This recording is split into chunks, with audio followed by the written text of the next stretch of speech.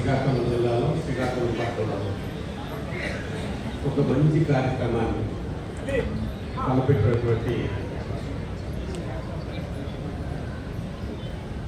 Airport of Vijayawada ఒక మంచి ఆలోచనతో మన కేంద్ర మంత్రి గారి తాలూకా ప్రోత్సాహంతో ఈ కార్యక్రమం తలపెట్టినందుకు వారికి ముందుగా ఎయిర్పోర్ట్ ఆఫ్ విజయవాడకి ధన్యవాదాలు తెలియజేస్తూ ఈ కార్యక్రమానికి ముఖ్య అతిథి మన గౌరవ పార్లమెంట్ సభ్యులు చిరంజీవి రామ్మోహన్ రెడ్డి గారికి, ఎయిర్పోర్ట్ ఆఫ్ ఇండియా చైర్మన్ గారికి, వారి తాలూకా సహచరులకి, గౌరవ జిల్లా కలెక్టర్ గారికి, గౌరవ శాసనసభ్యులు శంకర్ గారికి, అలాగే జేసీ గారికి, ఈ కార్యక్రమంలో పాల్గొన్నటువంటి పెద్దలారా, అధికారులారా, ఈ కార్యక్రమానికి ఎవరైతే నిర్దేశిస్తున్నారో వారందరికీ నా యొక్క హృదయపూర్వకమైన నమస్కారాలు తెలియజేస్తూ మానవ సేవనే నమ్మే వ్యక్తుల్లో మన గౌరవ సెంట్రల్ మినిస్టర్ ఇది ఒక మంచి కార్యక్రమం. అతను ఎన్నో అభివృద్ధి కార్యక్రమాలు చేయొచ్చు. అయినప్పటికీ దివ్యాంగులు సమాజంలో అందరితో సమానంగా వాళ్ళు ముందుకు నడవాలి,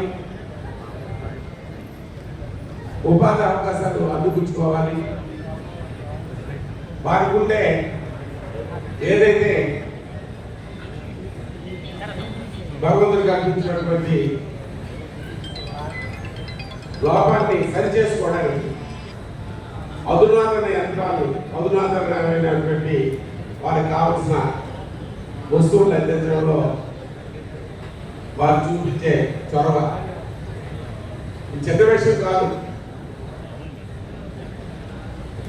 4 కోట్ల రూపాయలే government of India CSI activities లో మంజూరు చేయవచ్చు.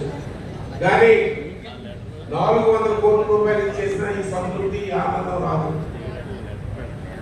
అటువంటి మంచి కార్యక్రమాలు తలపెట్టినందుకు వారికి, అలాగే ఈ పనిముట్లు తయారు చేయడంలో తప్పి అలాగే అనుకుంటా